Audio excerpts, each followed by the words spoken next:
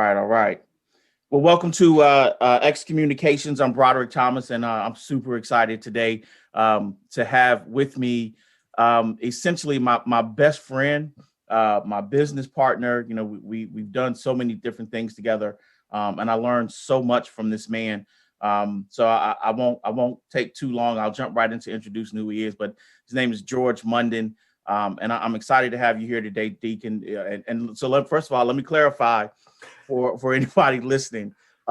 We refer to each other as deacon and pastor. So you'll hear him call me pastor. You'll hear me call him deacon.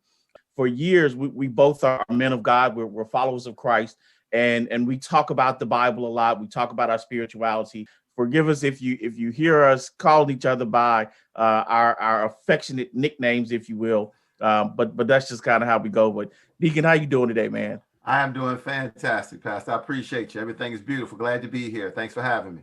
Good, man. I had to have you because, as I've started this process with, being a podcast host, which is something that you kind of put me up to. You were one of those people that influenced my decision to do this. It only made sense to be able to take some time and you and I have some conversations because we do it so often. Like we talk almost every day. And even though we talk that frequently, when we do talk, it's never really a short conversation because we got so many things to be able to cover. So yeah, it was almost a natural thing for you to be in the very beginning stages of me doing this podcast. So I know that your input on business ideas and business concepts is very valuable. And also, you and I are partners in cryptocurrency. So generally, I'm always kind of diverting to him for information and his ideas on some things. So speaking of crypto, man, let's jump into that because that's one of the things I wanted to talk to you about today. Okay. We have a history in that. I want to say that was 2017, maybe when we jumped Exactly. in 2017. Yes, sir. 2017 and July, I believe. yeah, man, and Bitcoin was maybe $2,400 at that time. I think it was 22, just over $2,400. Yep. Just over right two around grand. there. Yes. And it was funny because I was starting to learn about it. I took a whole, me, I like to go into the lab. So I took a whole weekend and started studying what Bitcoin was. I had never heard of before. So before I did anything, I just went in, and when I came out, mind blown, literally, right? And so being my best friend, you were one of my first phone calls. So I kept telling you, hey, George, I got something I got to show you, man. You said, okay. But being busy, we didn't really get to catch up. And one day I told you, hey, look, I need to see you. And it's very rare that I tell you that I honestly just need something, and you knew it was serious. And I came and showed that to you, man. And since then, we've been off to the races. We've done so much in this space. But, Absolutely. give me real quick, just kind of what your thoughts on where you are in crypto right now, what it means to you, what you see going forward. Just tell me a little bit about where you are with that. Okay. Well, I appreciate that. Well, first and foremost, I want to go back to your first statement. I want to say thank you because that adamant push, if you would, that you gave, like, hey, I'm going to be over today. I need 30 minutes. Can I swing by? And I'm like, absolutely. And that was in life, you look back at defining moments. That was a defining moment because, first of all, I appreciate the fact that you were willing to receive that information from someone else, do your due diligence on it, and then think enough to share that information with me because life has changed tremendously since then because of that interaction. And so thank you. So with that being said, where we are in crypto now, well, we're about 3.5 years out now from that point. And, after investing in tremendous study and education and investment in education, I believe we're at a critical point. I mean, just in history in itself, on a financial aspect, because in my belief, in my understanding, this is a brand new asset class, right? And for some people, it's just a way to make extra money. They've invested in it and they just see it as a, maybe a fast growing asset that, they can put some money in and make some money. But for others that really have studied the space, things are changing. This is, to my belief, Bitcoin in itself and crypto is a financial revolution. And we're at a point where we're seeing the internet of money. And my belief is going to be even bigger than the internet itself because we're dealing with finances. So very excited about the future. I still believe we're in the very early stages of it. a lot of development, a lot of things that need to be in place regulatory wise and others. But we're at a really good point in time where I think people are opening up and understanding that things are changing. And if you don't change, you're going to get left. So Absolutely. Absolutely. And one of the things we talked about, and I remember you sent me, either you or Kareem sent me a video probably about 2 or 3 weeks ago, and it really did take my thinking that much higher in regards to Bitcoin and cryptocurrency. But the guy was talking about, what money really is. And I think most of us are so obsessed with obtaining money that we don't realize that money in and of itself is nothing. I mean, it's just, and the guy was saying, like, nobody really wants money. Like, nobody really wants to walk around with these green little pieces of paper, and nobody really wants Bitcoin, and nobody really wants gold bars. But what they do want is the ability to be able to exchange that for something else that they want, right? And so in that, we are starting to see Bitcoin become a tremendous store of value. And one of the things that he talked about that really kind of blew my mind was how Bitcoin itself, and I guess it will apply to most cryptocurrencies, but Bitcoin itself is the one currency that, regardless of the supply and demand, so in most currencies, if you have a greater demand, then they increase the supply. So if the price of gold went up, then they go and dig in the ground and get more gold, right? With money, if we need more money, we need more dollars, they print more dollars when that demand goes up. With Bitcoin, it is the only currency, or the first currency, I should say, that regardless of the demand, the supply will never change. And what his statement was, that is what will allow Bitcoin to carry its store of value for a longer period of time in history than most currencies that have come before it. So absolutely. that was a game changer in looking at that, because when we look at cryptocurrency being a new form of storing value, not necessarily the money itself, but just storing value, then we enter into a whole new paradigm of how we think about assets, you know what I mean? And things that we want and how we do business in our life. Right? Yep, absolutely. 100%. And that was very powerful. That was a powerful understanding for me as well. Like you said, and the gentleman who did that, his name was Michael Saylor. He owns a company called MicroStrategies, and he was kind of the guy that spearheaded on a corporate level the fact that it was a good idea, being that the dollar right now at this point is being driven into the ground by the printing press in Washington, and it's losing value, which means the average person holding on the dollars, in their personal belief that they're holding on to wealth, they're losing wealth every second, really, because their dollars are losing buying power, which is, how inflation really works.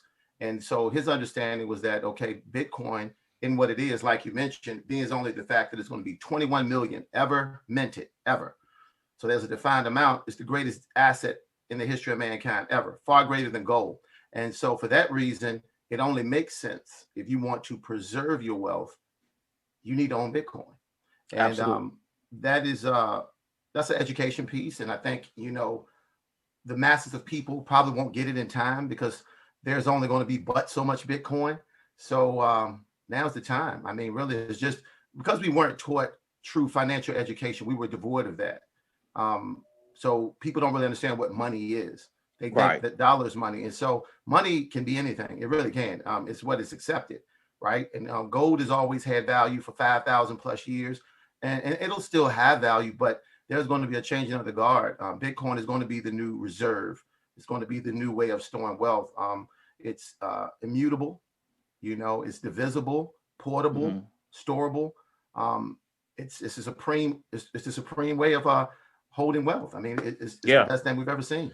And I want to go back to what you said about the dollar, because you and I have been talking about this for probably almost 2 years now, as we've watched things in our economy and how things are happening in this country in particular. And I remember last year this time when the pandemic was just kicking in, and Congress was quickly passing the first stimulus package, putting out trillions and trillions of dollars. I think that first one was right around $8 or $9 trillion when it came out. And what amazed me, because I remember calling you saying, wait a minute, I thought we just said we were $24 trillion in debt. Where y'all get that money from? You know what I'm saying?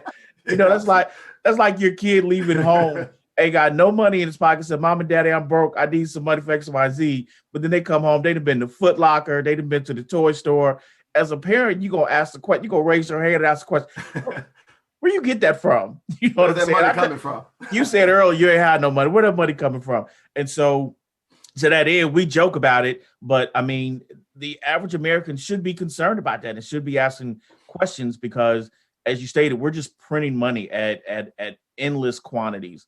Um, and as you do that, the buying power loses its value. It continues to, I believe, contribute to an inflation that will be the likes of something we haven't seen in our lifetimes. I'll put it that way. Um, and so, with that being said, I just think that's some information that should be out there. People should be concerned about, our government just being so quick to push out more money into the system. Yeah, I know everybody's looking for a stimulus check, and I get it. People need it. There are people out there who are, losing jobs, losing homes, losing businesses. I truly understand that. But at what cost? What is that going to look like 6 or 12 months from now? You know what I mean? Right. Absolutely.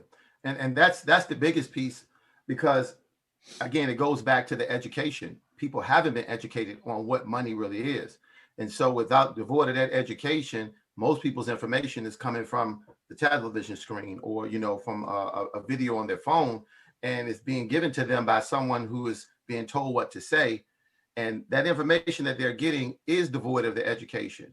And because of that, people have to take the time to educate themselves and find out what money is, because again, we're losing our wealth every day. So if you think about it, people are going out to work every day, 8 hours, 10 hours a day, performing a task with a trade-off of hours for dollars. They're getting those dollars for those hours given. Your time is your greatest resource. Can't get that back. Yep. And now you're getting a trade-off of a diminishing return, right? Because what you're getting a trade-off for, you're giving hours that you can't get back for a dollar. Let's use that as a fiat currency that's losing value every second because the controllers of that dollar are printing it into infinity. And whenever there's more supply greater than demand, the value of it is lowered, and that's where we're at right now. So 6 months from now, Americans' wealth is going to be less than what it is now if all of your wealth is in fiat currency, US dollar. Absolutely. I remember seeing a guy, I want to say that was Ray Dalio, but I could be wrong. Don't hold me to that. Okay. He was talking about how when our governments print more money, that's not creating more wealth. In fact, it's exactly the opposite, because the wealth is a constant. And so when you print more money, that new money has to get its value from someplace.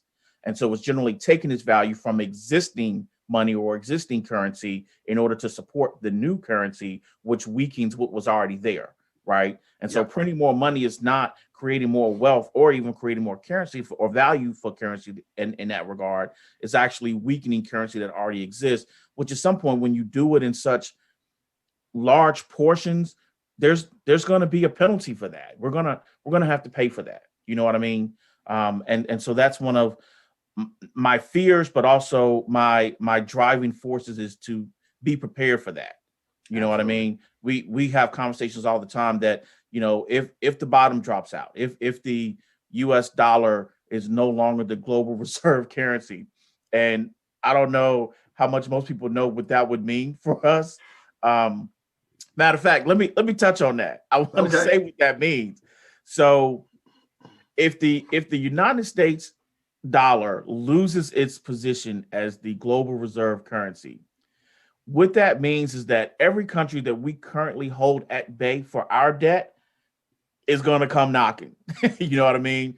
And so the reason we can carry so many trillions of dollars of debt globally is because we are the global reserve currency. So you have third world countries that will literally trade their goods and services so that they can get US dollars to pay for other things that they need, like oil, which is hence why we have what's called the petrodollar. So we jumping into some stuff right there. But anyway, what that would mean that if all of a sudden we lose that status, the people that don't come knocking for their debts simply because our dollar is the global reserve currency will no longer be held at bay for that. And so when our inflation starts to kick in and when people come knocking to call on their debts, our economy is going to look like something we've never seen before, right? Did I miss anything on that? No, absolutely. You nailed it. I mean, that's exactly it. And see, the thing is, if people study history, this has happened before. This has happened. This is not the first time. It's just that we Americans, we don't know that. And there's people here. I have friends that grew up in communist countries where they seen their dollars go to nothing. A wheelbarrow of money needed to buy a loaf of bread. I mean, really, like it was that bad. People standing in long lines to get a potato for an entire family for a day. They've lived through that. Their grandparents have lived through that. We've seen tough times, but we've not seen that. And a lot of people don't understand when your dollar, your currency is devalued basically down to nothing, then all you have is paper, right? And that's it. And that's really what most people are carrying. They don't understand that the dollars that they deem so highly, right? That is just monopoly money. There's nothing backing it up. There's no gold in Fort Knox. Right. It's a joke, right? We're in major debt to China and other countries. So we don't have any money. We're basically broke. And off the backs of the people, i.e. the service, I call them, the extraction of the money police, right? To get your money for the purposes of paying down the debt of the United States is what we've been told in the Department of Treasury. But the reality of it is your money is not going to debt. The debt will never end, because how can it end when you're continuing to print the paper? Right? Absolutely. So that's a challenge. And like you said, the rest of the world is looking at us because our dollar's dropping.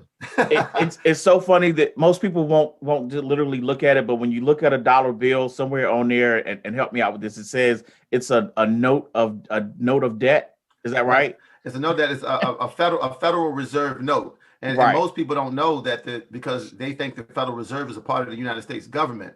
But the Federal Reserve is a privately owned entity that was started in 1911, 1913, Woodrow Wilson and the bankers.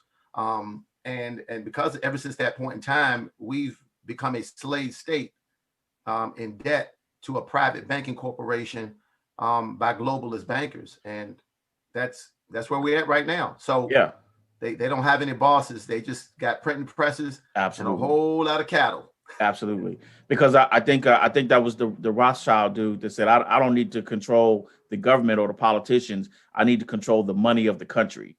And when you control the money of the country, everything else just falls servant to you. You know Absolutely, what I mean? Man. And we're not the only country with a Federal Reserve. Globally, we have central banks, central banking. Right. Ours is just called the Federal Reserve. But these people or these entities are set up around the planet, and they are literally ruling the world at this point. So anyway, man, we when we start talking about this, well, we could dive off into so many different things.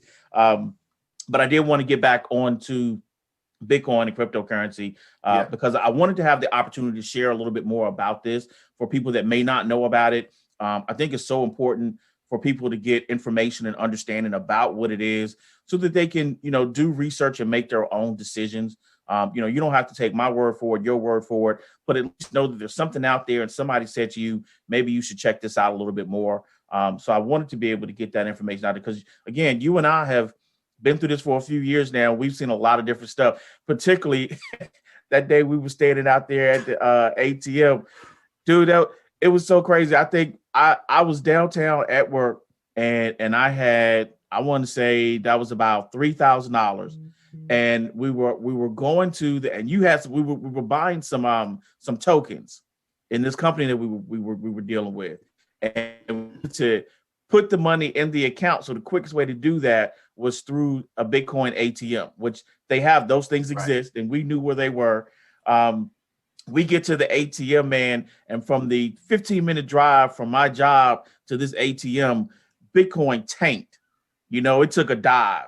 And in that dive, the $3,000 in Bitcoin we had at that moment when we left was only worth about $1,200, $1,400 by the time we got to the ATM. So we were sitting there stuck with it. But I bring that up because I remember you told me something. I want you to talk about this. You said that you didn't know then what you know now, because otherwise you'd have seen that coming. Tell me what that was. Okay. Tell me what you've since added to that if that were to happen now, we can see that coming and know a little bit better, not to be sitting around and lost half our money. Man, I'm telling you, that was a heartbreaking day right there. I'll never forget it. Man. Coming out of that convenience store where the ATM machine was and trying to transfer money that wasn't there, Bitcoin, you would, because the value had dropped. And, that's where people are right now. We were, speculative investors, if you want to call us that at the time, with no education, right? This was Right. a new space. We just had seen Bitcoin go from $2,200 to $20,000. We had witnessed that whole thing. So in our uneducated view, as many people are right now, this is never going to end. The sky's the Right. limit. Let's keep dumping money in. And so, but at that point, I didn't know how to read charts, or what they call it technical analysis, TA. And so it was just, Bitcoin was just this investment, just throw money in it, kind of like the stock market. But behind the scenes, what I understand now is that there's, and excuse me if you're a listener on this, this is not a reference to you, but this is how it's deemed in the technical analysis world. You've got smart money and dumb money, right? And smart money will always take the money from dumb money. Patient hands will always receive money from impatient hands. And that's through education. And so I couldn't see the technical analysis, and all the indicators, if you would, was showing that Bitcoin was about to drop, but we Right. couldn't see that. So Right. once that happened, I committed the next 2 years to investing in education and training by some of the best traders and technical analysis experts in the field, to learn how to read the charts, because I made it my duty that would never happen again to me. So Absolutely. very grateful. That's one of those things we have in common. Once you get us one time, we make sure that that's never going to happen again. Absolutely. You know? So, and I'm glad that you did that, because now over those 2 years, you've talked to me consistently about being able to understand the technical analysis, how to read the charts. I would just call you and say, hey, what does the chart say? But since then, I've learned how to actually read charts now myself, understand technical analysis. And you were so right. It was probably one of a single piece of education that has had more value to me than almost anything else in my lifetime. So now we can do a little bit better. We're both actively trading in crypto, the altcoins versus Bitcoin, watching Bitcoin dominance and all those kinds of things. I'm trying to impress you right now, Deacon. You know how that is. Doing good. I love it. This used to be a one-sided conversation. It used to be. We can talk. Yeah. It used to be. If somebody asked me what was going on with Bitcoin, hang on a second, let me make a phone call. You know. So anyway, so tell me right now, just, I know you and I talk all the time about things that we're investing in and some moves that we're making. And just the other day we had a conversation about this, but tell me right now, what is one of your favorite, or name a couple, but some of your favorite coins that are not Bitcoin for people that aren't keeping up with that? Okay. Do you mind if I reference Bitcoin for a second and just absolutely give people a reference point? Okay. So just for a reference point, if you're new to crypto, or you've only maybe heard of Bitcoin and not familiar with altcoins, Bitcoin is the grandfather, I would call it that, the king of the crypto coins. It was the original. It was launched in 2009 by a gentleman. Speculatively, his name was Satoshi Nakamoto. He was supposedly the individual that created Bitcoin, the white paper, which was the design and the layout and the roadmap of the purpose of Bitcoin, what it was designed to do, and the purpose of it at the time. And Bitcoin's original purpose was, it happened during the crash of 2008, the housing market crash. And the problem behind it was that it was the bankers that had basically initiated the challenges that we ran into with the housing market. And his goal was to design a peer-to-peer network where we did not need banking institutions or a central entity in between two people wanting to do a transaction. And so this was designed to be a way of moving value between two individuals in seconds, basically, from wallet to wallet. And Bitcoin was that creation. Since then, it's gone on to be the greatest asset in the history of the world, as far as the way it's increased in value over the past 10 years. Is the greatest performing asset ever in that window of time. But since Bitcoin's inception, there's been other coins that have been created. And they're called altcoins, alternative coins. So we're going to talk about some of those, and your question to answer that, some of my favorites. So I have a few, a lot actually, but we'll stick to some of my top favorites. And one of them is Ethereum. Is one of my favorites. It's the second largest altcoin as far as market cap and overall capital outside of Bitcoin. And it's been around about 6 years, since like 2013, somewhere around that time frame. And it's a platform that you can build other cryptos on it. And there's a lot of new emerging industries. Maybe we'll talk about that a little bit. But Ethereum is one of my favorites. Also, Chainlink. Definitely one of my favorites. And Chainlink's a big one. That's a good one. A lot of people. That's one of my favorites too. You like Chainlink, right? You know I like Chainlink. Yeah, we went heavy on Chainlink. So Chainlink's a good one. Chainlink is what you will call the oracle, and oracles are designed to kind of be a medium in between, two different spaces, if you would.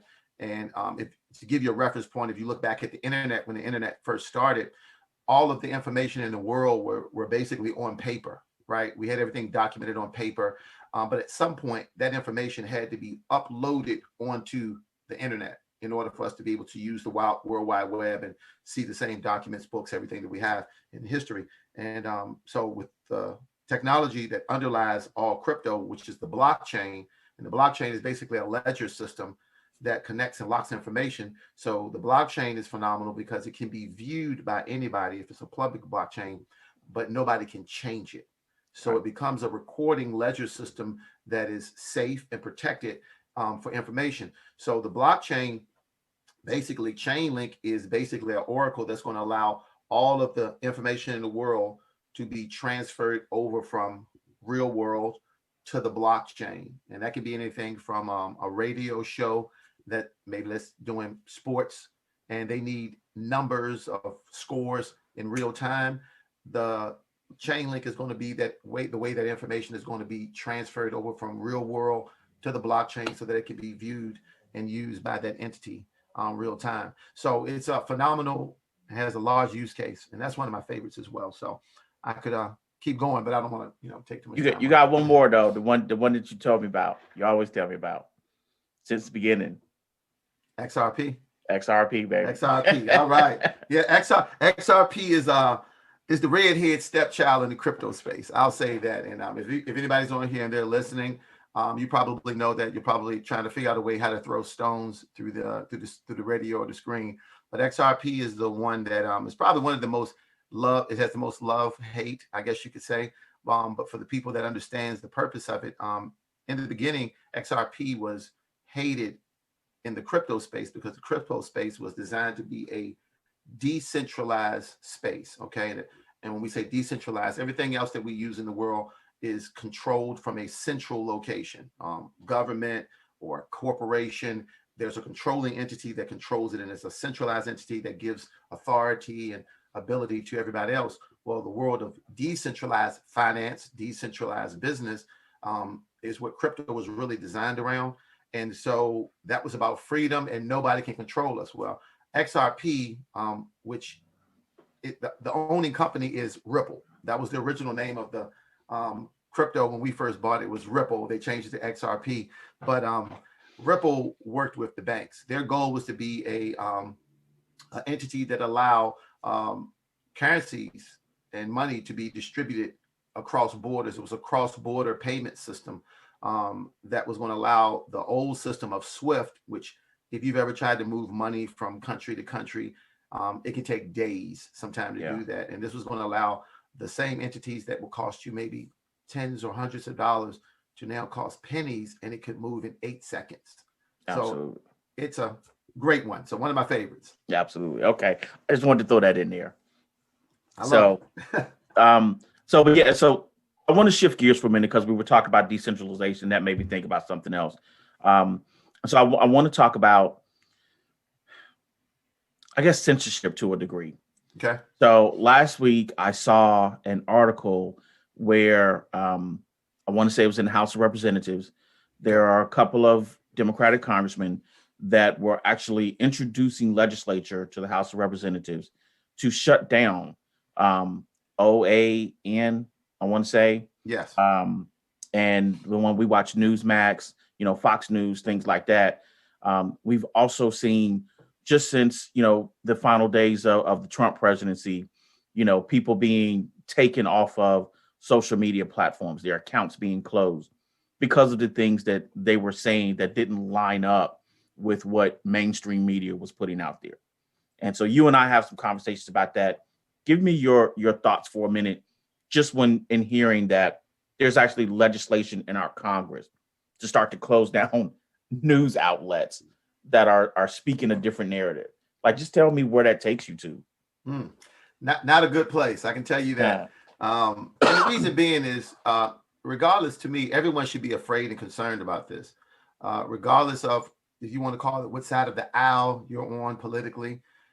We as Americans should be very concerned about this. We're at a point where our Second Amendment rights, our First Amendment rights, excuse me, are being infringed upon, our freedom of speech. And if you go back to the purpose of the media, initially, the journalists, their job was to report the news, whatever the Yes. news was. It wasn't from a biased position. It didn't matter what your personal beliefs were. Your job was to report the news, information to the people so people could make informed choices. And now that's being questioned. So that was very shocking to me. I mean, just watching it happen, like where our lawmakers are trying to put laws in place that can quiet the voices of individuals or entities that they don't agree with. That's a big problem. We should be very concerned about. So I have great concerns about, our future, if that becomes a thing, if you would, the censorship, and it's looking like it's heading in that direction. If you don't if they don't agree with you, certain voices, then we're going to quiet you down. We're going to remove your ability to speak and give your views, and which limits the choices of the people. Yeah, and you said that the purpose of journalists is now being questioned, or journalism is now being questioned. I mean, in my mind, it's not being questioned; it's being outright attacked. I Yes. mean, you have people that have their views that are outright attacking other people for having a different mindset, a different point of view, and that was never what it was intended to be. This. I've spent a decade working in a news company, in a news organization. Um, and that was important to me because I remember hearing one time before that the media journalism was essentially the fourth estate of our government, right? It Yes. was the piece that held the other three components accountable, right? Right. Because in order for me as a citizen to be able to make informed decision, I have to get that from somewhere. And that was the job of the media, the job of journalism. And to see that now to where it looks like mainstream media, mainstream news outlets are not just giving us unfiltered information for us to make our own decisions. They're now telling us this decision that we should make. And anybody that's opposed to that is on the wrong side of the aisle, right? And Right. if you're on that side, you need to be silenced. There's something wrong with you. Like I hate that idea that if my opinion is different than yours, there's something wrong with me. I should be taken out and shot and whatever the case is. But that seems to be the state of where we are. And I don't know how we change that, how we get back to the true integrity of what the Constitution set up for us as citizens. I mean, what do you think is going to be required going forward to be in a place, a country to where people are free to have their own opinions, their own thoughts, and live their own lives as they see fit? I keep wondering what's going to be the answer to that. How are we going to, for anybody that's concerned as a citizen of this country and wants to make things better, wants to get back to the original ideology of the Constitution, what do you do? What do you say to that? Well, like you mentioned, it's under attack, and it comes to a point. And again, this was systematically done, and we as Americans have been dumbed down intentionally, because everything comes back to the education. And I think sometimes if people knew better, they would do better. But a lot of people don't know any better because, again, what was the whole goal? And I don't want to go off into that direction too much, but it's the facts, it's the truth. Around the same time that the central banks took over our financial system was the same time that the bankers, one of them in particular, bought out the education system. And that was a systematic 100-year process of changing the education and the information so people would not even understand their rights. They wouldn't even know, it wouldn't even be important. Where we have today, people are ashamed and embarrassed of being in a capitalistic country. They think capitalism is bad. They think freedoms of speech is bad. They think the Constitution is an old document that needs to be changed and done away with. So this is a problem. So how do you fix it? That's a good question, because you have miseducation, and so wrong is right and right is wrong today. So you got half the country, or questionably half. depending upon who you ask, that that are on one side or the other. But it's education. It really comes down to that. The only other option outside of re-educating people and being able to do that effectively, because it's hard to beat the media system because it's owned and it's controlled, and that's where most people are getting their information through the television. I mean, the television. Yeah. So other than that, man, the only way for that to change is and you got to be careful what you say today, because you can be accused of inciting violence or all of that stuff. But we know there was a point in time, you know this, you're a history guy, when the people had a problem with their representation, right? Right. Which I feel that's where we're at right now. We have a problem with representation. And at that time, it was the Tea Party. And there was a revolution that took place at that point where the people had to keep the government intact, because the moment the government controls the people, you've got tyranny. And in order for them to maintain their representation of their freedoms, if you would, there had to be a revolution. Now, again, I don't mean that people have to go kill somebody, do anything. That's not what we're talking about. But the people have to make a stand and keep the government in check. And that's going to be a unified, action where the people have just said, hey, we've had enough. Yeah. You're not going to do that. So You're right. And that was one of my big issues with January the 6th and the way that story was told. Because at the end of the day, as citizens in a democracy, our government has authority over us with or by our consent. Cool. Right? I consent for you to make laws and policies that will govern how I live my life, because I send you there to do that. And so I give you my consent to be able to have this authority over how I live my life. But at the point I no longer give you my consent, as a free human being, I have the right to make a stand and say, I no longer want you to represent me. Like, as Trump would say, you're fired, right? But at the end of the day, you still have the ability to stand up and say, I don't like this. I think this is wrong. And so on January 6th, you had almost 250,000 people that showed up at our seat of government to say, we think something's wrong. We want to have this investigated. We want to have it looked at. And ultimately, what occurred was some disorder. And I agree with that wholeheartedly. There was disorder. But when I heard it as Trump supporters stormed the Capitol building today, and that was a key word that, and you've told me this before, when you watch the news, you'll hear almost the same thing across every different channel or platform you're looking at. And I kept hearing this word storm. I kept hearing this word riot. I kept hearing insurgents, all of these different terms that were being played with that. And in my mind, I kept thinking, okay, there were 250,000 people outside of that Capitol building.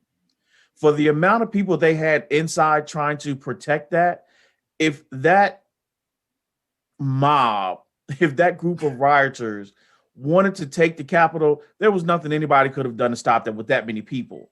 Yep. So I say that to say that, contrary to popular opinion, there was only a small amount of people that entered the Capitol building in comparison to the total amount of people that were there.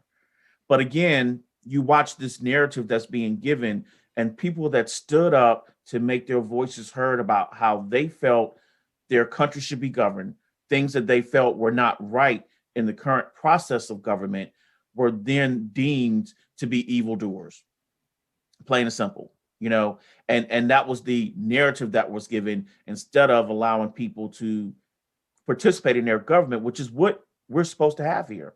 So I guess for me, that's just that thing of, what do you do when the people show up and take their responsibility to speak up and participate in government? If it doesn't fit the narrative, then you're deemed to be a rioter. You know what I mean? Exactly. So there's just got to be a way we can figure that out. And I agree with you about education, which is the ultimate reason why I began this podcast, this platform, was to be able to talk about things, to have people think about stuff in a different way. You don't have to agree with me, but I always hope that I can say something or provide some information that'll make you weigh both sides of any issue on your own. And if I present a piece of information to you And even if I attach my own opinion to it, and you look at the and decide, nah, I don't like your way, I still like it this way, fine, so be it, right? I'm Yeah. not trying to convert anybody, but I'm always trying to make people think a different way, because I think so much information out there that most people, particularly here in this country, are missing out on. And so we're being led to we're being treated like sheep, you know.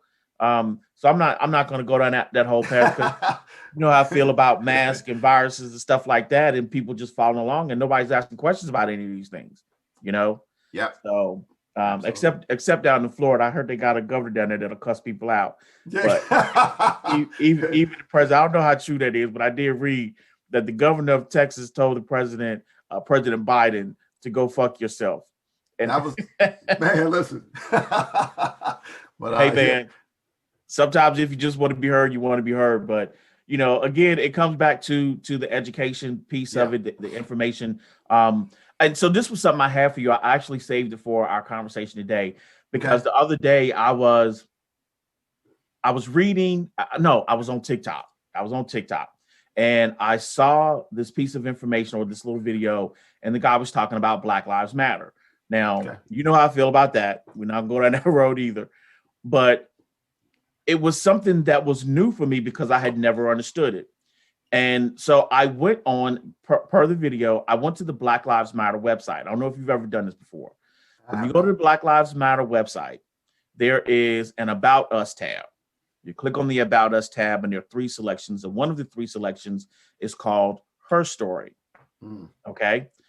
I'm going to read a little bit of this to you. So her story starts with, in 2013, three radical Black organizers, Alicia Garza, Patrice Cullors, and Opal Tometi, created a Black-centered political will and movement building project called Black Lives Matter.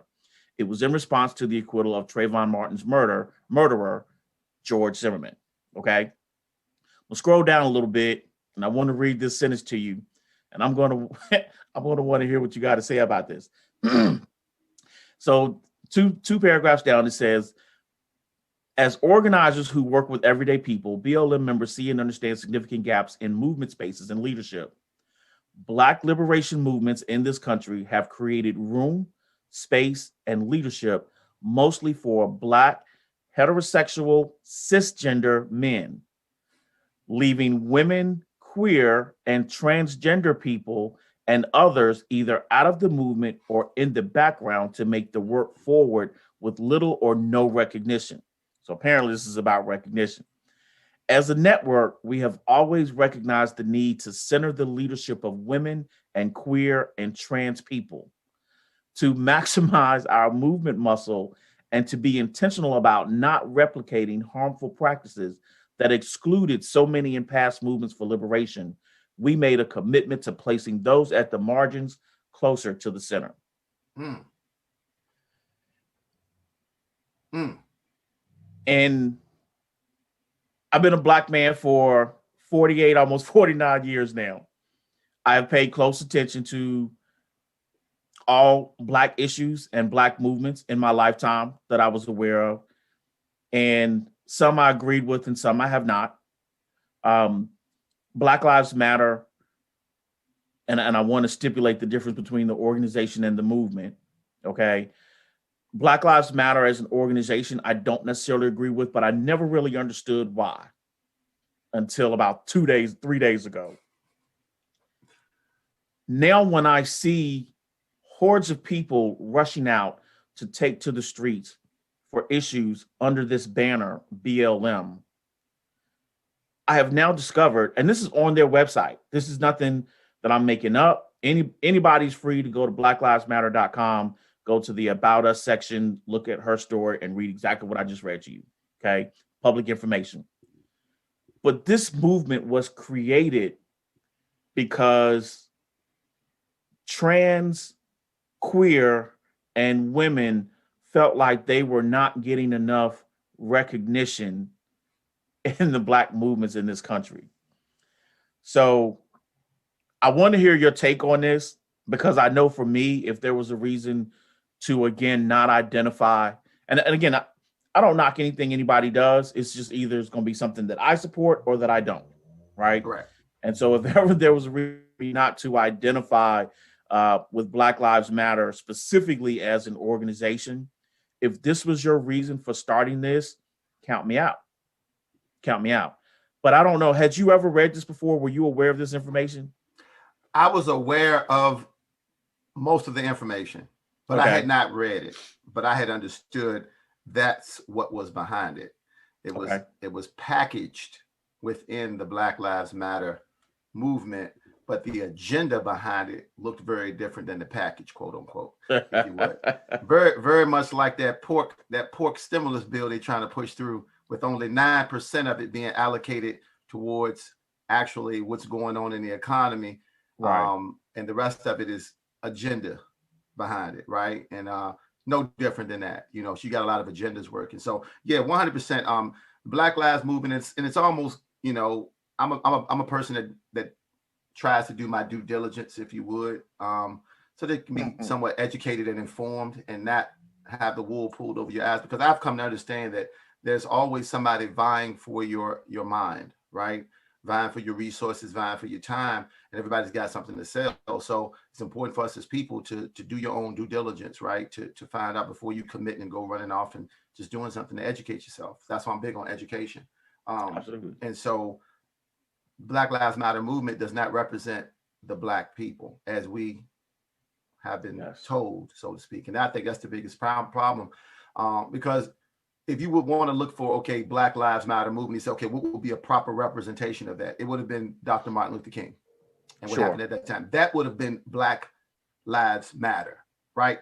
Real Yes. representation, like, and it wasn't other lives don't matter. It was Black Lives Matter. There was no other agenda. We just need a voice. We want equal rights. That was pretty much it, because at that time, there was a problem in that area. And so they did it right. And there was nothing else stuffed inside of that. It was, at its essence, what was said is what it was. And we're not getting that right now. So you could be Black, but you don't agree with the things that's packaged inside of that. Right. And we are those individuals. We are Black men. And we all are, we're about, you know, Blacks having the same rights. We don't want anything extra. The challenge I have with, without going too far that way, is that if you have the same rights, which I feel we all do, you shouldn't be receiving anything extra. Right. You know, and I so agree. yeah, I'm not in agreement with it at all. I don't stand for it, because it's not a representation of us as a people, because they only come out when there's a white cop that kills When a there's Black person. trouble. Yeah, when it's, When there's trouble. and there's only trouble when there's a white officer or a white person that has done something to a Black person, never a Black person that has done something to a Black person. So Black Lives Matter under certain conditions. Right. And that's one of my challenges as well. Yeah, because I think when you look at that, you have to ask Black Lives Matter to who? Like, do Right. they matter to us as Black people? You know what I Correct. mean? Yes. That's because that's the other conversation. You're right. We won't go that. We won't really go that way. But I do want to take the opportunity to talk about it, because you mentioned that probably the purest form of what an organization like this should represent was during the era of Martin Luther King and the civil rights in the 60s. And you know, I've long said, and so that's why I want to state this publicly. I've long said that I feel like the biggest problem in the Black community today is the void of true leadership, right? Because every time I see a person of color get shot, and then we have these rallies and these marches, and then the actual riots, right? I mean, people literally burning up property and tearing up police cars and confronting the police. You have these things, and there's no agenda. There's no mission. So basically, we're just taken to the streets to say that we're pissed off, right? Yeah, but first of all, what are you pissed off about? And two, what do you want done about it? Who's the person that stands up and says, okay, this is what we want to see happen? Right. Because every time I watch TV, all I hear is people saying, we just want to be heard. We want a place at the table. You know, we want people to be considerate of us. Okay, you want to be heard? The world is listening, right? George Floyd, everybody in the entire world was listening to anything and everything Black people had to say. Who stood up and said, this is what we want? You know, what you want to be heard, but what is it that you want to say? And so I feel like Martin Luther King did such a tremendous job, a tremendous act for the Black community, in that he was able to come to the table and say, these are the things that we want. We want our voting rights. We want equality in schools. You know, any of the laws that were non-beneficial to Black people in this country, we want those things removed. We want equal rights. And here's the list of them. Okay. And until we get these things, you're going to see hundreds of thousands of Black people out in the streets, right? Every time, as long as we have to continue to ask for this, we're going to ask for these things. When we get these things, then we will pull back on these public demonstrations, okay? Today, we see the same types of public demonstrations, probably greater and more violent, if you will, more destructive. But there's nobody saying this is what we want from that, right? There's nobody saying that we want to see X, Y, and Z happen. So, for instance, and I've shared this with you, if it were me, when we were talking about the George Floyd murder, okay, what is it that we want to see? We seen Black men die, or Black people die at the hands of white police officers in this country, right? That was the common thing. But what is it that you're asking the people in position to do something about that? What is it that you're asking them for? So for me, I've seen information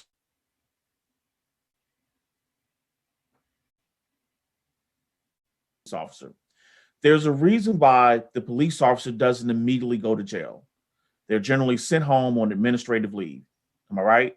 That's correct. Okay.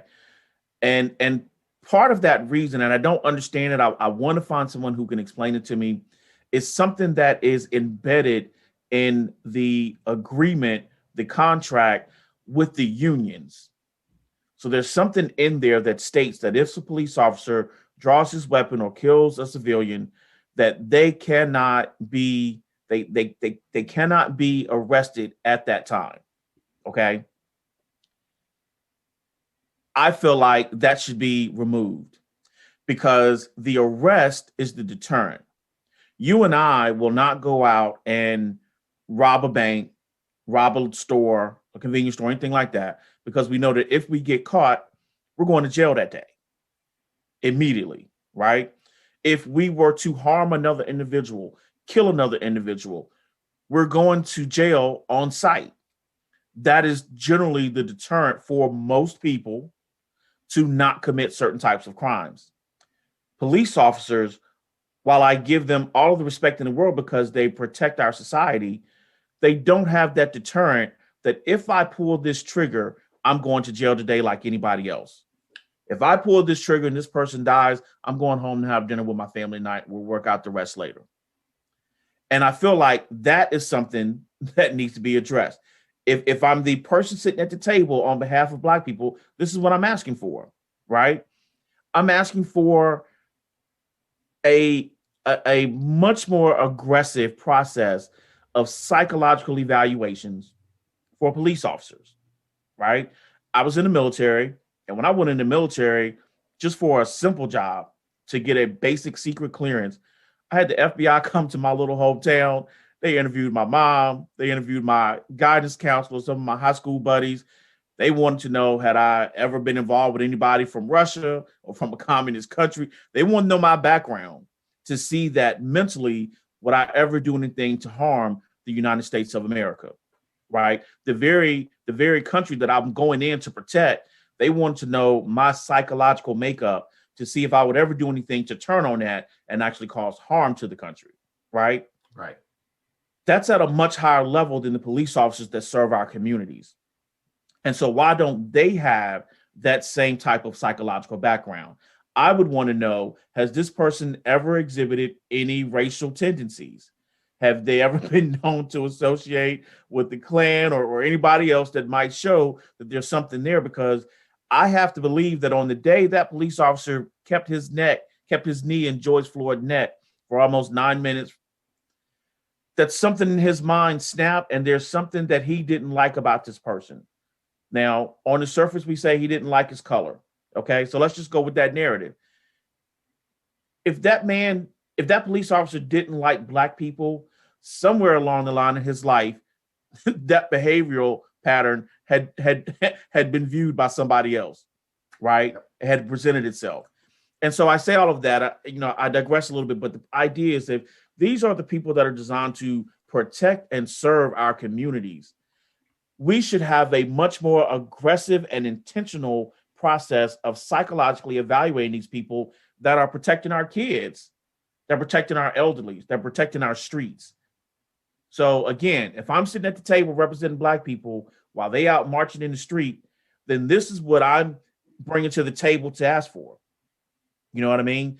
So my point is, and I've drawn that out, but my point is, yeah, we have a void of leadership in our community to where we're not able to see anyone step to the forefront and give direction to tell the masses, don't march on this day because ain't nobody paying attention. We're going to march next Thursday when Congress is in session or something like that. However it works, what is going to be the strategy? What is going to be the directive? And more importantly, what is going to be the objective of us taking this action? What do we hope to get from that? And we don't have that anywhere in our community, which is why I feel like we have so many issues, so many unresolved issues. We keep seeing these same things happen over and over again because we're not addressing the root causes because there's nobody to be able to ask for the things that will change those. Absolutely. That was a long-winded tirade on No, my part. but Man, jump in. No, but that was good because you put it out there. I mean, that's really what it is. We have no leadership. And see, there's different types of leaders, right? Mhm. Most people are familiar with positional leaders, right?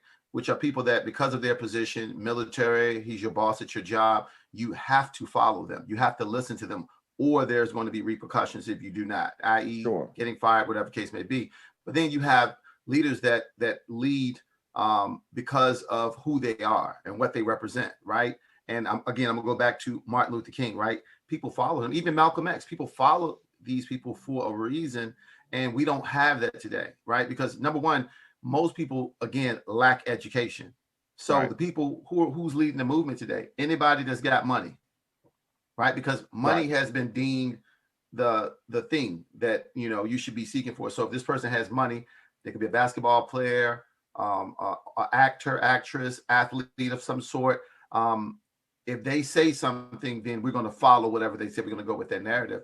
But we don't have that real leader that they don't have to have all those things. It's because of who they are and what they represent and what they stand for. We have somebody that's willing to put their head above the crowd, take the tomatoes for what is right.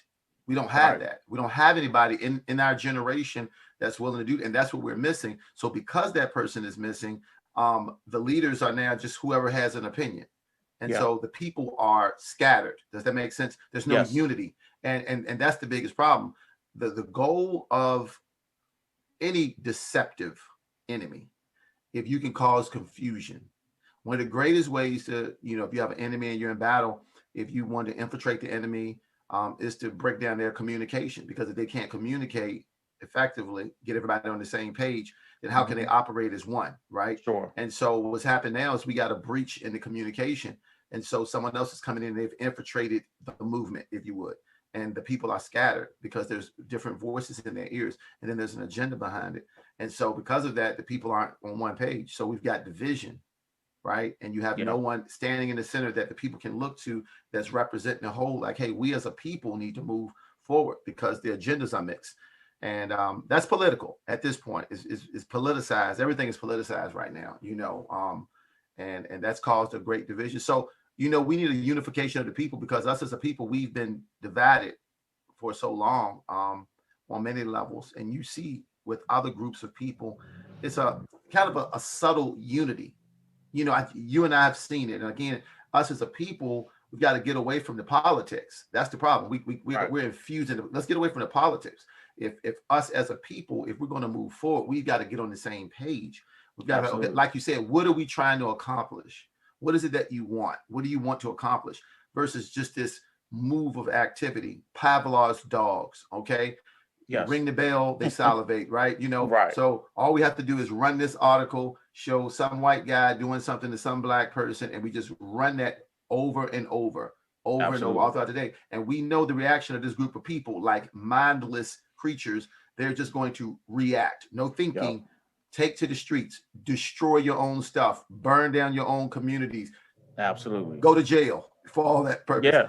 And nothing becomes of it. And then everybody calms down and go back inside the house, rinse and repeat. And there's no change.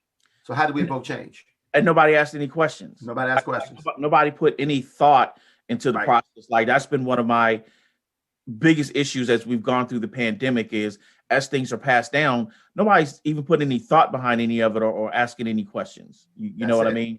And so, the same thing, like you said, with the Black community, there aren't questions being asked. Like I saw something the other day, and this guy put this information out there, and I haven't researched this to verify it, but it just made me think, right? And he said that during the days of slavery, there were approximately 300,000 slave owners in this country. 300,000 slave owners. His question was, how many of them do you think were Republicans? Were Republican slave owners? And so he went through his little spiel. At the end of the day, his number was 8. Wow. 8. Not 8,000, not 80,000, not 800. 8. 8 out of 300,000. The other 299,092 people were Democrats. I only bring that up because I often wonder why the Black community is so aligned with the Democratic Party in the political spectrum, right? And we're not going to get into that today, but it's just to the point of they ring the bell, we come running, right? There's no thought to it. There's no questions, right? Yeah. Yeah. So, those are the things, but, I just wanted to have the conversation with you because I know you and we talk about this all the time. We think about it. And I think somewhere along the line, we have to get more engaged as individuals to say, if nothing else, how can we put more information out there to help educate our people, right? Absolutely. To educate our community, to help them make better decisions, to help them maybe change the way that they think, or not even change it, but just explore why they think that way. Absolutely. Absolutely. And I'll say this in that, and this is going back to the very first thing we started talking about, because we cover some ground, but it's education. I can't stop going back to that because education is the foundation of everything. I have mentors in my life. I do mentor, and it comes back down to what are you putting in your head. And so the thing I would say to people are, well, how do we fix it? How do we change? Well, it's one person at a time, right? And that's a personal responsibility for us as parents. You need to start with your education so that you can pass that education down to your children. So you have to sometimes unlearn things that you've already, your whole life, you've thought it to be truth until you educate yourself. You realize, like, oh my gosh, this is not the truth. So re-educating yourself. And because if you don't have economic freedom, you'll never have true freedom. You cannot have real freedom if you don't have economic freedom. And that's just the foundation. So if you're impoverished and everyone around you is impoverished, you're easily led to slaughter because somebody else is controlling the flow.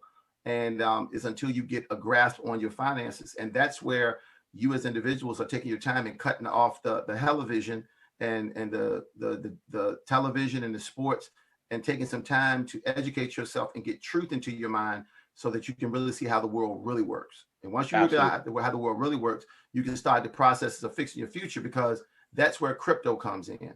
It's to me, we're at the greatest turning point in the history of mankind. There's never been a point in time where the average person, right? The average person with an average income can change his entire financial future with a small amount of money, with some intention and some focus and being intentional. Does it take discipline? Yes. 100% discipline, being intentional. You have to change your mindset from, and I'll give you a perfect example, from investing in liabilities versus assets. Okay. And a quick note on that: assets are things that make you money. Liabilities are things that take money out of your pocket. I'll give you a perfect example, and I'll be brief. I had a conversation with someone today. I won't name names, but I asked this person, and they are a person of color, and that's irrelevant because people of all colors do the same thing. It's one mindset. I Right. said they mentioned that they were going to be getting a tax return of 4,500 bucks. And Okay. I asked this intention. I'm like, what are you planning on doing with that? Do you know what the answer was? Um, I'm going to get a new radio system in my car, some new speakers. I'm going to potentially get some tires so I can put my rims back on my car. And I'm pretty excited about that. Yeah.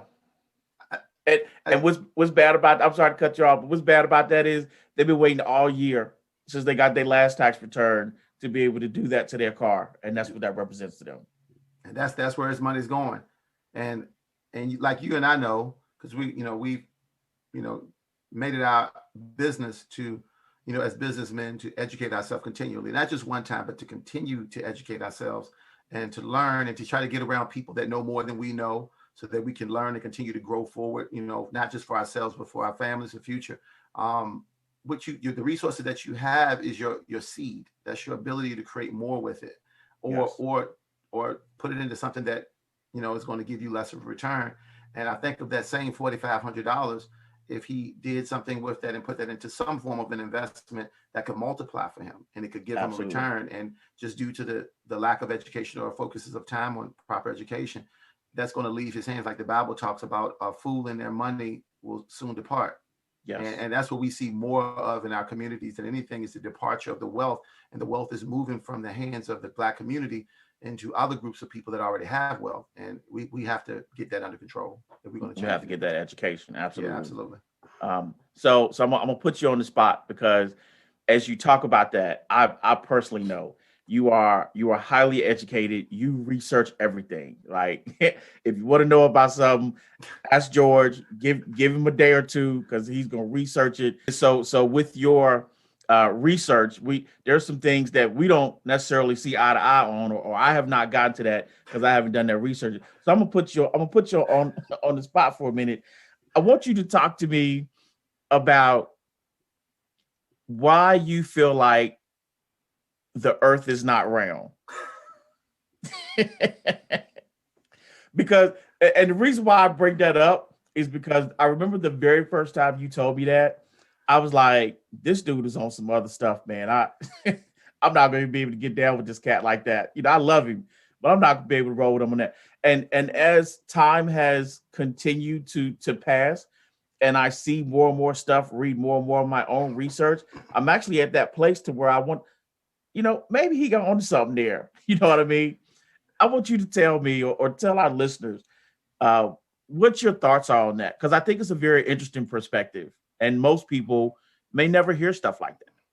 You know, Well, you asked for it, so I did, I'm I here to did. deliver. So I'll start with this, right? I always maintain my beliefs, and I don't try to force my beliefs on others, but I do have Sure. my own reviews. And again, I believe in doing your own homework and not letting anybody control your mind, as I mentioned multiple times. So, foundation and background in that, since I was in elementary school, I've been a heavy science guy. So, just big into science, always have been. And the study of the planetary system, space, has just been a high level of interest. It was just the thing I love the most. But I'm also a Christian, and I believe in the Bible. And in my reading of the scripture, namely Genesis chapter 1, um, after getting my mind open to this potential that, okay, the earth may not look the way we've been taught it to look, I decided to look further in the scripture, because to me, I believe the foundation of my beliefs should go back there, because I believe God created the earth, so he should know how it's set up. And in my studying of the scripture, it was in black and white that I don't believe, based upon what I read, that the earth could possibly be set up the way that it's been said. One of the first things I found out is that God said in the Bible that the earth cannot move. It is set upon foundations multiple times in the Bible. So that's not hard. The earth is supposedly spinning through space, right? But it's not, according to God's word. So either you believe it or you don't, in my personal system, right? And he said that it can't move. And also in Genesis 1, it speaks that when he created the earth, he separated the waters from the waters, and there was um, a a firmament put in between that. And if you look in the firmament, I won't go into that right now, you can see what firmament means. And there was waters above the firmament and below, which was on the earth. And he set the sun, the stars, and the moon inside of the firmament. And So that means there's something up there, right, above us. And the other thing, being a science guy, is that, you know, you look at the oceans and the water, it's flat. It's always flat, and it's called sea level, right? I'm a contractor. I have a construction company, and I use a level all the time. That's the way we keep things flat and level, right? And it's called sea level. We could do the science on this all day long, but just some basic things. I mean, if you can figure out, and I'll leave this with every listener, if you can figure out how to get still water, water that's sitting still water, not flowing water, but still water, to curve. Science, if you're a science person or not, figure out how to get water to not be level if it's still. You do your own research. If you can figure that out, I'll be willing to have a conversation to change my views. I haven't figured it out yet, and I've done a lot of research on it. So to me, it's impossible to get water to curve around the globe and to be stuck to the bottom of a ball. If that was the case, I don't think anything else could work. So I'll leave that there. I'm not going to go further down that road. But my personal belief is believe the Bible, read Genesis 1, and read it slowly. And if you're a Bible reader, if you're not, you know, do the science. But the astronauts have said themselves, if you understand space, that there's a Van Allen belt around the Earth. That's a energy field around the Earth. This is basic science and known that we've not been through the Van Allen belt. And that was from NASA. So we've not been through the Van Allen belt. That means we've never been to the moon, because the moon is on the other side of that. So by their own admission, there's some things that are not true and accurate. So yeah. anyway. That came to mind because you know, I saw a video probably a couple of weeks ago, and it got me to thinking about this thing again. And so it was talking about how airplanes. So, you know, when I was younger, I had a private pilot's license. And so I remember the instruments keep you at sea level. There's something. And so the guy was talking about in the primitive form of airplanes, how is it possible that a pilot who is trying to stay flat with the horizon, that plane or that instrument will adjust for Earth that is continuously curving? Like that instrument can't accommodate that. It can't account for a continuous curve. And so now, you know, again, because I remember having to study the books to get my license, I was like, I don't know. Yeah. Right. Like that makes a little sense to me, you know? Yeah. And then I saw another documentary about people having gone to the South Pole, as it's called, or Antarctica. Yeah. Antarctica, and what they found when they got there, like basically it's a wall of ice, you can't get out. Right. So anyway, it just that those things got me to thinking, and so like I said, when you first mentioned this to me, I was just totally opposite side. Okay, look, we just gonna have to agree to disagree on that. You know, I got a globe at home. You know, my whole life they just showed us these globes, these round things. The Earth is round, dude. I think you're a little far fetched on that one. But again, as you talked about, it's the education. It's about taking the time to find information for yourself and then discern it for yourself. Does this make sense to me? If it doesn't, then dismiss it. Right. But like I said, as a person who at a younger age went through the process of getting a license to fly an airplane, there was certain information that they gave us and certain tools and instruments that they taught us to use. And I'm like, when that was presented to me, that makes sense to me. How am I keeping a flat horizon on something that is continuously curving? You can't, right? you can't do it. No, there's no factor in for curvature in instrumentation in any type of device. Even for your military guys that maybe Navy, and you have laser guided missile systems. Mm-hmm. And if you guys, any of you people that are listening or individuals may know somebody in that field or you have worked in it, it's impossible to have a laser guided missile system on a curve, because lasers can only go straight. Eventually that missile would just fly off into the sky because it wouldn't factor in the curve. Lasers can't curve. So it would have to be level, a level space for that laser, or it would either run into something, or it has to be level. Everything makes sense when you pull away from your preconceived notions and you use your brain. That's the whole thing. They don't want you to use your brain. Everything is to program your mind. That's why it's called television and radio programming. They're programming your brain. So you have to pull away and you have to take your computer under your control and you put the input in it and use your brain to think. God gave us a brain to use. So That's been my way of thinking. So, Well, I love these conversations with you, Deacon. me as well. Man, I got a list of things that I could go through with you, but we're not going to take up all the time of the day trying to cover all of that. And also, I know you're a busy man. I will say that I appreciate you. I appreciate you coming on today. I appreciate you taking the time out of your schedule, because I personally know how hard it is to lock you down for more than 15 minutes, much less a couple of hours. And I'm looking forward to us. We've been doing some excursions lately. We've been taking some adventures. Our greatest one to date has been when we went to Mexico, man. I just Absolutely. I just love that. And so I know we've been talking over the last couple of months about setting up another trip to go to Mexico. I recently got back from Miami, and that was great, but I think it's even better in Mexico. And so, because now I know you sent me something the other day that talked about being able to go over the border not on an airplane.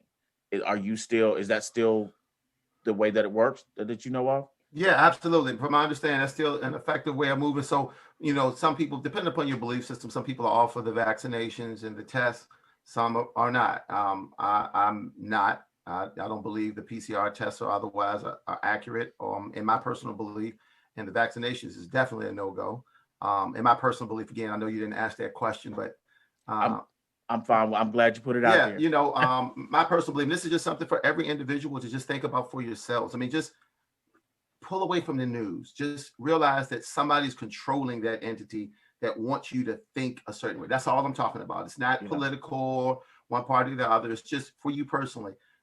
Pull away from that for a second and just realize that somebody owns that. Somebody's trying to get information out to the people, and the people behind it can very well have an agenda. So you need to pull away from that, and now let's think for ourselves.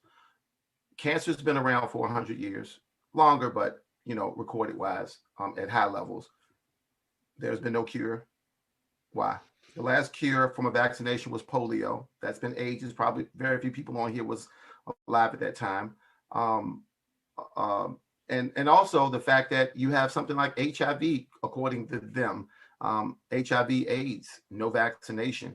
So you're going to tell me there's going to be a virus that's going to, quote unquote, come out of nowhere last year, and in 3-4 months you've got a vaccination, and there's been no trial studies. It's put in under an emergency act so that the vaccination companies, the pharmaceutical companies, have no liabilities. No liability. From anything that happens to your body after that. And now they're going to try to force you to take it in order to travel. You have to pull away and look at that and say, okay, something may be wrong with this. The average, and by the way, I've been in the health and nutrition industry for 20 years at a very high level.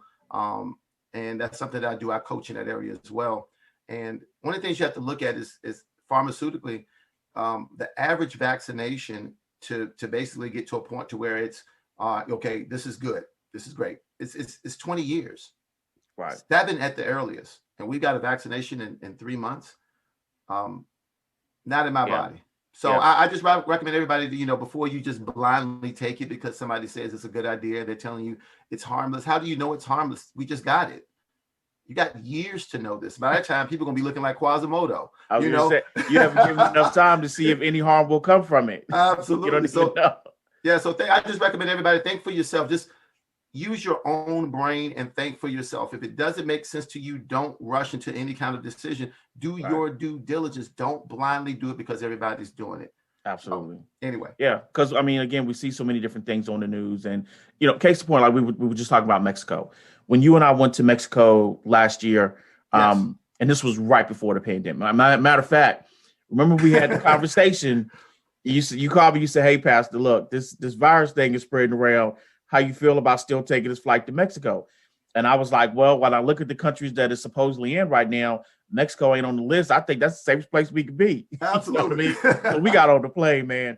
And when it had amazing time. And one of the things we found when we got there was from the media, you would think that Mexico is a bad place and bad things can happen to you there and all the kind. And I understand there are some inherent dangers, but we were treated like royalty. Yes. We were treated far better than we're treated here in our own country. No question. Right? We talked about that. We talked about that a lot. Yes. Yes. Like, man, we need to stay here because this is the best treatment we've ever had. Hey, you know what I mean? But if we had listened to the media, Yes. If we had listened to what's portrayed through news outlets, then we would have determined this is not a safe place for us to go. It's a horrible place to be. Man, we were in Acapulco looking at blue water on the beaches. We went out to Yes. the what was that? The turtle race that night. It was a turtle release where the turtles are released. They hatch on the beach and they're released into the ocean. And it was just this big event around that fire Absolutely. on the beach. It was food and great people. It was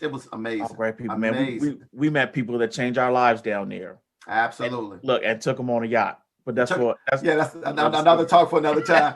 It was an amazing experience to me. Life and Broderick, you're one to say that it's all about the experience. Yes, you've always lived by that, and that's been something that I've benefited from because we've talked about it. And you're always about creating great experiences. You realize, hey, we live one time, and you got to take advantage of the life that you have and create these experiences. And that was one of many that I'm sure we're going to do, but it was definitely a memorable one. And I can't wait to go back and do hey man, I'm already doing research so we can get a date and time to go wheels up, man. Absolutely. All right, man. Well, look, as always, I love our conversations, which is why I thought it was so imperative to make that a part of this particular format that I'm now a part of. And so I can't tell you how much I appreciate you just taking some time out of your day, because you got a lot of things going on. You got multiple businesses, and so it is hard to lock you down. So I appreciate you giving me the time to be able to come on and talk with me about some things and just kind of share our thoughts, man, because for me, that's what X Communications is all about. It's just being able to give people a different way to think about things that are outside of the norm, and I often feel like some of the ways I feel about things is what gets me kicked out of most places, which is why we named this X Communications. And I know if I was getting kicked out of somewhere, you would be the person right by my side to get kicked out with me. So right there with you. Absolutely. I appreciate you, man. We're going to definitely have to do this again because it's a lot more stuff I want you to talk about. But on the next go around. So I appreciate you, man. And we'll definitely get back together again soon. Absolutely. Thank you so much for letting me give me the opportunity to be on your show, and I congratulate you on your new show as well. And best of blessings, and I know more to come. So thanks a lot. Appreciate being on here. Been a pleasure. All right, man. Take care. All right. You too. Thanks.